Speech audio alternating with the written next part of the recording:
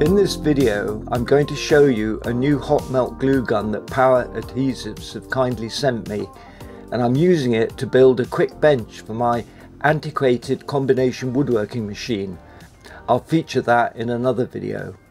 Now, the glue gun will replace the one that I've been using regularly since 2015, and in this short video I'm going to show you a trick I use for using two glues at once. Well, the glue gun arrived in a really sturdy carry case.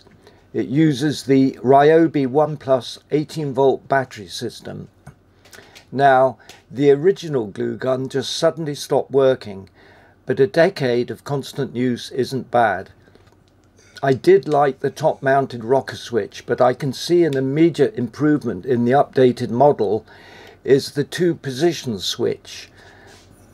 Once the glue is fully molten, it can be switched to economy mode, which also helps regulate the flow of glue for some jobs. Now, I've been sent some different glue sticks, including my favourite one for general woodworking.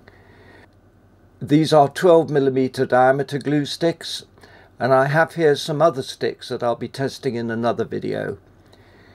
The Hotmelt glue gun is amazingly versatile, and I've been surprised at the number of views I've received from my very first video on its use.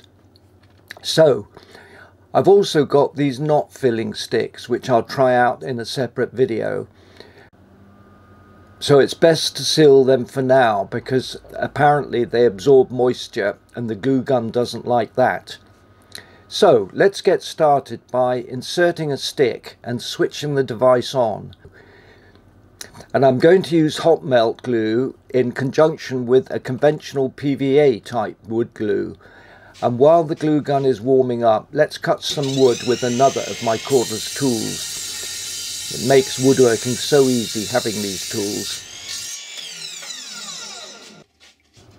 Now, to avoid drips onto my new bench, I'm placing a piece of scrap wood while I fill up the glue chamber and the glue stick melts. And I'm going to use the wood to make a simple right angle butt joint, first using the PVA type glue as the major bond. As on wood, Hotmelt glue is not permanent. It will probably last just a couple of years on wood. But this is the magic of Hotmelt glue, as I use it here as a quick clamping method for many carpentry applications. Only a tiny blob is required. Maybe I applied a little too much here.